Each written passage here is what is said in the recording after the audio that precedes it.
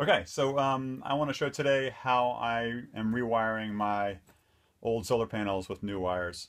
The old panels are using the MC3 connectors, and you can see here that the squirrels have the mother blanking squirrels have eaten through these wires, and I want to replace them.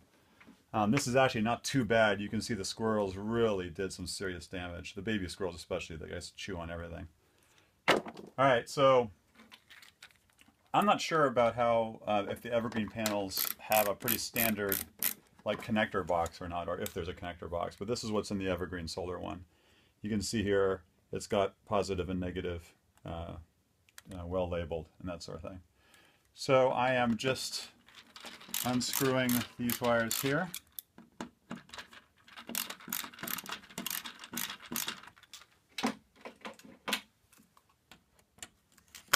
I don't need those anymore. These were up on my roof for 10 years, and you can see how good the electrical connectors are, so this box has really done its job. These are little strain relief connectors here, strain relief items here. Oh, this one needs to be unscrewed all the way. And we just pull the cables out and throw them aside into the garbage. Screw that.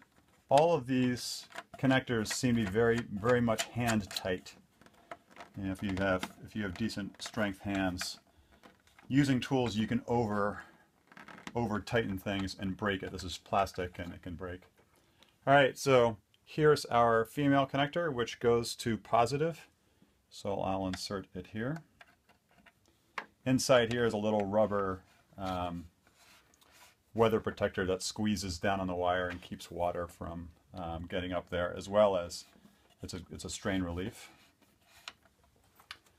Okay, and I'm gonna crimp on some spade connectors on the top here. So I get them out of my pocket. Okay. You can also buy a more professional crimp tool, and if you're doing a bunch of them, I'd recommend it. I'm just doing this, Radio Shack style crimper. It's got different color codes for different size wires, and I'm using the yellow, so we're down here. I get reasonably close to the end of the wire. The crimp area is not too wide. And I just squeeze down as much as I can. And then do the other one.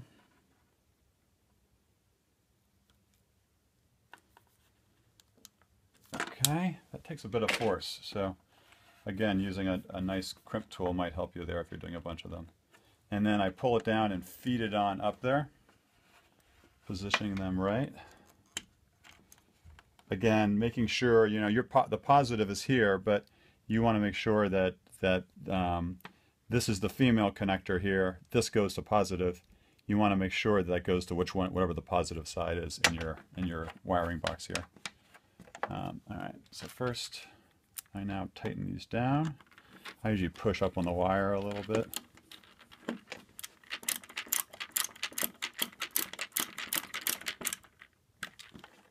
I'm using a little ratchet. I love these ratchet screwdrivers.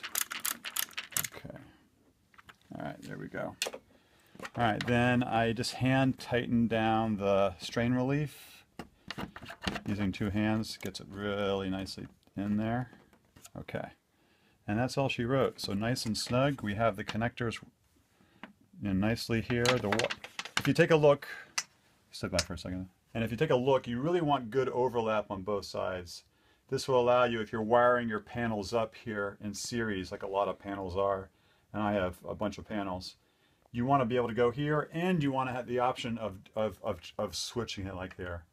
Why would you want to do it this way? It depends on how, the panels on my roof go like this, right? So this way is going to be normally like this, but as I go to the second row, these are going to have to be switched, and you want good length on your cables, so you can make it to the next panel nice and easily with a lot of play.